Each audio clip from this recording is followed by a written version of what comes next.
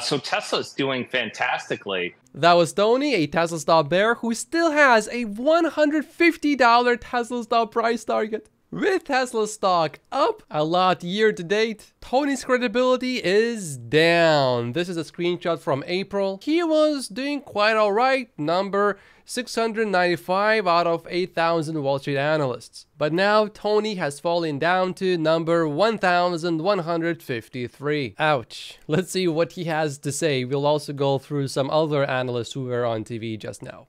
There's massive upward momentum in Tesla shares, regardless of all the fundamentals we're talking about. What do you think would reverse that here? Look, I think it's very difficult to know, but what investors appear to be reacting to this quarter is that there's continued uncertainty and that it's unclear that margins have bottomed. They declined again sequentially. And I think investors want more clarity. They want more clarity on the Cybertruck, but particularly they want more clarity on when margins may stabilize. And I think it could be tough for the stock for the next several quarters because I do think there's a chance or a likelihood that Tesla will continue to need to lower price to drive the kind of growth that it wants. And along with that price, those price declines, we'll see pressure on margins. That's certainly a possibility, just like it is a possibility that Tesla will start seriously advertising, which would erase all of the concerns about eroding margins because demand would come back strongly. Gary Black here says, this seems potentially a big deal to drive Tesla Q3 deliveries to allow existing FSD owners to transfer their FSD to a new Tesla if they take delivery of a new Tesla before September 30th. And we are already seeing the impact of that. Bradford says, 36 hours prior to tonight, I was on a soapbox about frugality. Then Elon made me an offer I can't refuse, the ability to transfer FSD, and he ordered a Model X. If I'm not mistaken, he's trading in his old Model X. I thought it was interesting that Musk said, when interest rates go up, prices have to come down because it's not apples to apples, but we're obviously not seeing that so much in the housing market. Is this a case of, Tesla's cutting prices because interest rates and macro, or are they cutting prices because EV oversupply and not enough consumer demand? I think it's more the fact that Tesla has only two products addressing only a small part of the market today. And there's really a limit to how many of those vehicles Tesla can sell. So right now they're selling more than 1 million units a year in the Model Y, and they're selling more than 500,000 units a year in the Model 3. Those are extraordinary numbers for any car. There are only two cars in the world that sell more than 1 million units. So Tesla's doing fantastically. The issue is they want to keep growing another 25, 30%, but they only have these two units, and they're likely reaching, and they appear to be reaching their saturation levels in terms of the number of consumers who want them. So they either need to lower price or come out with new models. And the new models are a little ways off. The Cybertruck is coming out later this year, but it'll be low volume next year. And the next high volume cars are likely only coming out in 2025. Lever is price, and that's what they're using. I think there are a few more things to really pay attention to. Check this out. Jesse says, I can't get over Tesla's growth in revenue versus operating expense. Definitely one of the best stories in the S&P right now. People who are selling the stock at these levels are very short-sighted. And then look at non-auto gross profits. Up. I'm also not so convinced that Cybertruck is going to be just really low volume next year.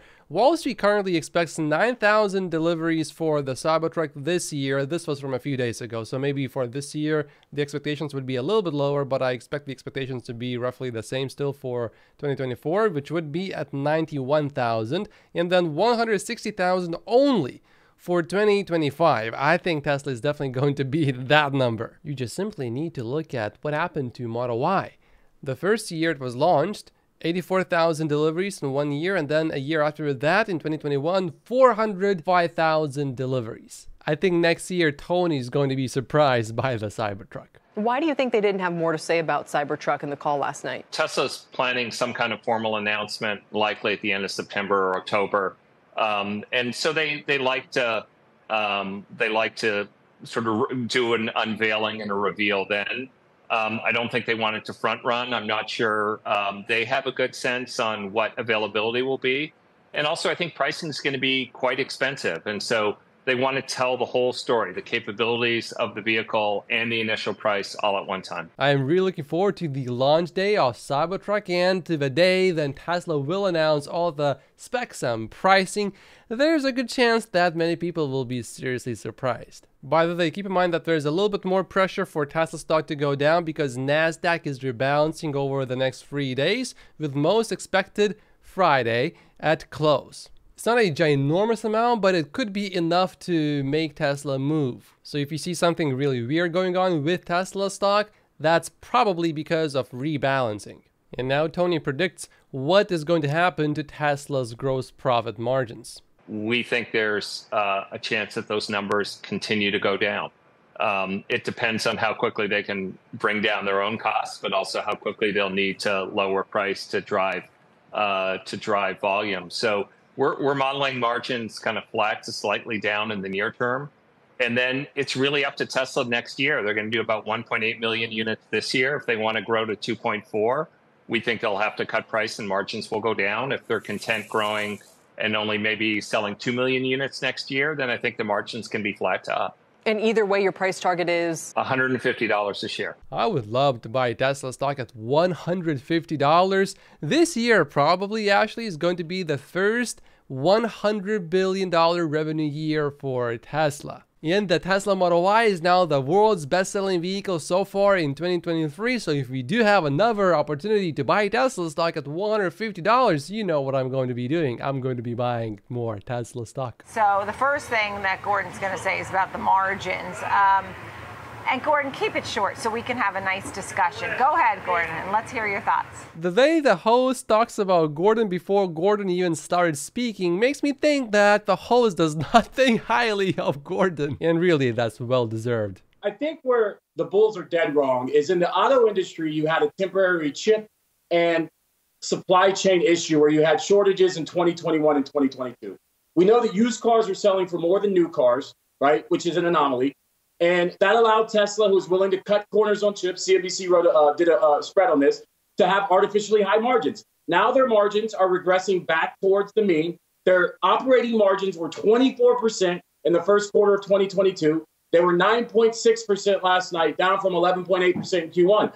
So it's just not the company that people thought it is. Their earnings profile is much lower, and they're still cutting prices. So that's the problem, and I think that's the story for Tesla in 2022. 2023. Gordon conveniently does not mention that Tesla Energy gross margin was 18.4% in Q2, up 67% versus Q1 of this year, because Tesla is just an auto company. Of course, it will be bumpy and volatile, but if you look at the revenue overall, it is clearly growing. The trend is extremely obvious. So while other CEOs of auto companies are issuing final wake-up calls amid drastic spending freezes, I am happy that Tesla is actually able to increase revenue significantly and deliver a lot more vehicles. You just wait until the economy actually starts doing well and see what happens to Tesla then. Tesla's other income was a $370 million benefit. And even if you take that out completely, Tesla would have still beaten earnings expectations. When people at Gerber Kawasaki don't have models, they don't understand what's going on. How do you know what models Gerber Kawasaki has and does not have? That is you can't assume anything like that. They are talking about Ross Gerber's firm, and my favorite part about this response from a host was then Gordon was on mute when he was trying to say something. And honestly, if all interviews with Gordon Johnson were conducted with him being on mute the whole time, honestly, I wouldn't mind. And no matter what Gerber Kawasaki says with respect to how great they love the company, margins are collapsing. They're going to continue to collapse. And the reason why they produce more cars than they've sold now for a record 5 straight quarters in a row, and their production is going to be down in Q3 is because they have a demand problem. They're getting crushed in China, market share 30% to 11%. They're getting crushed in Europe, market share from 30% to 15%, and their market share is falling in the EU. Wait, did I hear that right? He mentioned production, but he did not mention deliveries of Q3. Because Tesla has built up some inventory, it is possible that Tesla will have a record delivery quarter again. James says that He doesn't think that sales will be impacted. And of course, Gordon conveniently did not mention that chances are these production shutdowns have something to do with the refresh Model 3. And now Ross Gerber's partner responds to Gordon. What Gordon is looking at is completely wrong. What Tesla is trying to do is trying to go after the whole car market, not just the EV market. If Tesla has 60% of that market, but that market itself is growing, we don't need Tesla to have 70% of the whole market. So the growth story here is really just getting started, and they have the best battery technology. They have the best software. So they're really the top dog no matter how you look at it. These were some pretty good points. Most people seem to think that the automaker that is in discussions with Tesla to license FSD is Ford. And I think that is probably the best guess, although we just never really know for sure. That's just not true. They don't lead in China. That's BYD. They don't lead in Europe. That's VW. And now you have Ford and GM coming. Tesla is doing very well in China. The Model Y is selling extremely well. Gordon says VW is coming for Tesla, and Volkswagen CEO says they are coming for Tesla, but with a roof on fire. You know, the host also shares a few thoughts about Gordon's $24 price target for Tesla stock. Look at the operating margin. They are lagging. Gordon, $24? $24? Come on, Gordon, $24. It's going to get there. When it does, we'll have you on to say congrats. Oh, come on, $24? That's enough Gordon for me today. Let's move on. So we're still seeing the pressure, but not as much so. And I think this could be the bottom for margins, which is very positive for the stock. But the market does not seem to be pricing that in. The market thinks the prices are likely going to go down. And if Ross turns out to be generally right, then there could be quite a bit of upside built into Tesla stock as everyone realizes, oh, Tesla is not going to cut prices further. Let's buy Tesla stock now. Well, what makes you think the bottom for margins, Ross? I mean, aren't they about to launch this Cybertruck? Isn't that going to be expensive? Well, no, because, that's CapEx spending that's been spent, consistently each quarter. So as they're spending more money in certain areas, they spend less money in other areas because they were ramping Berlin and Austin last year at this time. So I don't see an increase in cost due to Cybertruck. Oh, wow. That's a big deal, is out of line.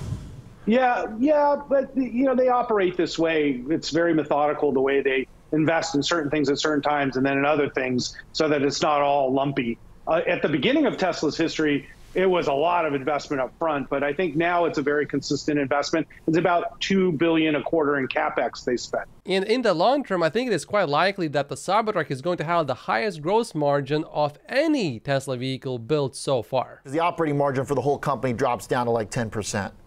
10%, right. Okay.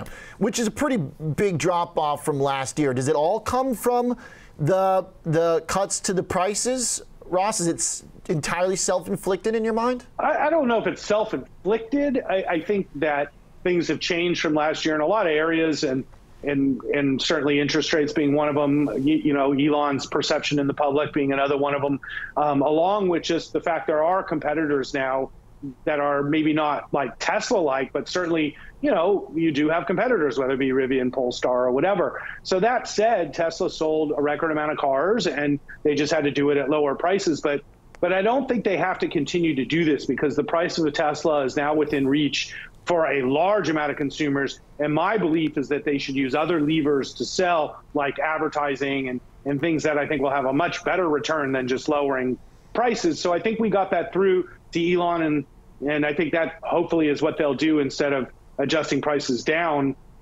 which would hurt margins further. Okay, but even if Tesla does that, if Volkswagen CEO is already saying that the roof structure is on fire, and this is highly because of Tesla cutting prices also, what do you think is going to happen to them then? If you are a long-term investor and you are willing to hold Tesla stock for maybe 5 to 10 years, maybe even a little bit longer, I don't think that price cuts are actually bad in the long term. Because while it does do some damage to Tesla's gross margins in the short and perhaps the medium term as well, it does so much more damage to all of the competition. And eventually Tesla will start advertising. And at that time, demand will pick back up strongly to a point where Tesla will probably have to increase prices again. And YouTube says you should watch this video next, but if you haven't finished watching the Tesla earnings call, during which I listen to it and I take notes, and you can see me taking notes as well, so it's easier for you to watch, Watch it now, and I will see you there. My name is Matt Poitius. Like and subscribe if you haven't yet, and I will see you in the next video. Probably right here if you haven't finished watching this one. Thank you so much for watching. Just use the timestamps if you want to get straight to the earnings call.